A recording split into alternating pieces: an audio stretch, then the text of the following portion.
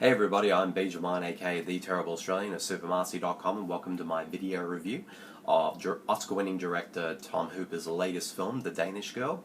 So let's get right into it. Now, before I go into my review of the film, I sort of want to talk a little bit about some of the controversies that this film has been accused of over the last few months. And sort of one of the big major ones being that the film is not accurate to the historical events that this film is based on, particularly with the true lives of the film subjects, Lili Elbe and Gerda Wegener. I probably butchered both their names, so forgive me. And I can understand that because for me personally, when it comes to historical inaccuracies in film, I can be very fickle about that as well. But then sort of what I was doing a bit of research on the film, from what I understand, is that the film more or less is not even really based on their lives. If anything, it's based on a book of the Danish Girl by David Ebertoft.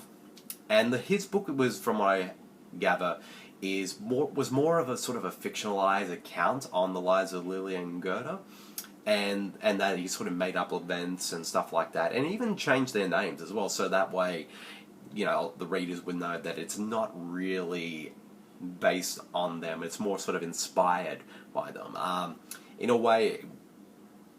So, but when it came to making the film version, they pretty much stuck to the entire sort of story structure and scenes and all that from the book, but they sort of added in some real life elements in there as well, and including going back to Lili and Gerda's real names in the film version, and as well sort of little bits and pieces in there, so that can bring the sort of true life aspects to it. So it's sort of a mixture of some real life stuff and also some probably even more sort of fictionalized stuff. So in that regard, this film definitely, despite the fact that it sort of has that sort of marking saying that it's based on a true story, if anything, it's very loosely based on the lives of Lili and Gerda. So in a way, I guess another way, kind of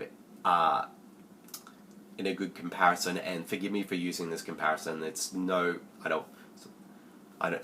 but I'm going to use this one, so don't be offended, people. It'd be kind of like if the film Psycho, which was inspired by real-life serial killer Ed Gein, like if somebody made a movie version of the Psycho book, but instead of using the character's name Norman Bates, they changed it to Ed Gein. That would be kind of like what The Danish Girl is, having sort of using the real-life characters and some of the situations that have happened, but putting them in this sort of very fictionalized take on this story. So, in that regard, would the real-life events would have been better as a film rather than, you know, sort of making stuff up like the original book did, which, you know, the filmmakers did say that their film was based on?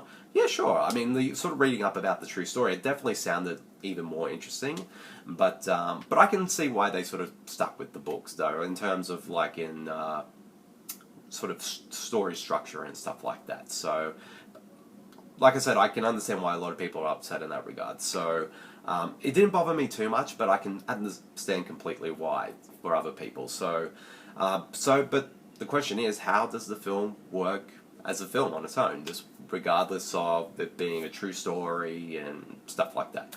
So, for me personally, I thought The Danish Girl was okay. I was really looking forward to this film because I actually have liked a lot of Tom Hooper's previous films in the past. I thought The King's Speech was an excellent film. I actually thought that was actually made my top 10 of that year. Should it have won Best Picture? Probably not, but I still find it a great film, and I even liked his sort of his previous film, the big musical adaptation of Les Miserables, and I really liked that film a lot as well. And also his other films that he's made in the past, like The Damned United and Longford, I thought were really good films as well. So when it came to The Danish Girl, I would say this is definitely his weakest film to me. There's a lot of things that do work about the film. I think the film looks gorgeous. Like, every shot in the film. Like, so I know some people kind of criticize him with his cinematography and whatnot, but I really like the sort of the uniqueness he does with how he sort of frames shots and whatnot. and compositing and stuff like that. But I think the film looks beautiful. Like every shot kind of looks in a way like a painting at times, and also the production design, the costumes are all beautiful. The score by Alexander Desplat was really good, and it's nicely directed as well. And but I feel like it's missing something. Like it has all the ingredients there, and also a great cast too, which I'll get to shortly. But I feel like it lacked something, and I feel like for this, since Lili was pretty much like one of the big pioneers of the transgender movement, you kind of think this film would be kind of dive into that and explore that aspect even more. And even though it does, to an extent, I didn't find it satisfying enough as a viewer. So I kind of wish the film kind of explored more of what Lili was going through. Like we do see that in like how she sort of feels from starting off as a man who has the epiphany that she realizes that she's really a woman, and sort of her transition to becoming a woman. And we see that during the course of the film, but we never sort of really get sort of inside her head, and I think that's probably why, like her, what she's going through and whatnot, we kind of see it, but we don't feel it, and I feel like that may be why the film didn't really sort of connect to me too much on an emotional level. And also, kind of at times, though, it does feel a bit safe, and I hate using that word when it comes to films like this, but I feel like it does, especially when it is about, transitioning, and I feel like it sort of take sort of a more of a sort of a honest look at that, and like I just didn't feel like it kind of did. It kind of took more of a safe approach, and I can understand that because a lot of the people who are going to see this film are probably a lot older people who are sort of not sort of finding about the transgender, like about transgendered people for the first time. So this would be sort of, you gotta have to make a film sort of that way. You can ease them into that, and I can understand that completely, but I don't. But at the same time, it just came across as too safe. But like I said, there are some really good aspects to it. Like probably the strongest aspect are definitely the performances. Eddie Redmayne is solid as Lili. Like it's not a great performance, maybe not even worthy of an Oscar nomination, but I did think he did a really solid job nonetheless in the role. But to me, the standout, of course, was Alicia Vikander, an actress who I've praised a lot in these video reviews over the past year.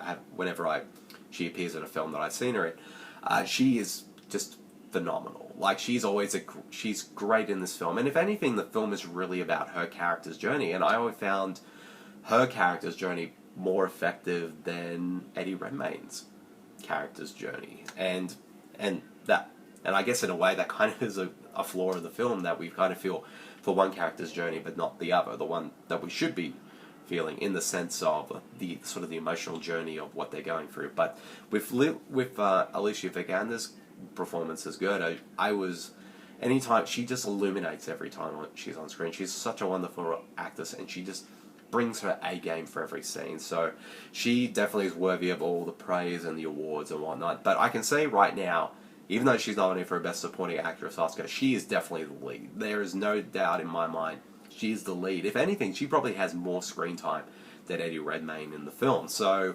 I think she's definitely well deserving of an Oscar if she does win. But I just think it's in the wrong category. But yeah, so like overall, like while the film is kind of a mixed bag overall, there are some elements about it I do think do work, and some elements I didn't think quite work. But for me, the thing that sort of consistently works throughout the whole film are definitely the performances, particularly of Alicia Vikander, who is just fantastic. She's definitely the MVP of this film. So, yep. So if I had to give The Danish Girl a rating, I give it a solid 3. It's okay. So like it's not as bad as people say it is. It's not as great as it could have been. It's just simply an okay. It's definitely just sort of like, your kind of Oscar baity costume drama, but it could have been much, much more. So, yep. But definitely see it for Alicia Vikander. She's amazing. So, yep, that's the end of my video review of The Danish Girl. I hope you guys all enjoyed it, and I'll see you all later. See you, everyone. Bye.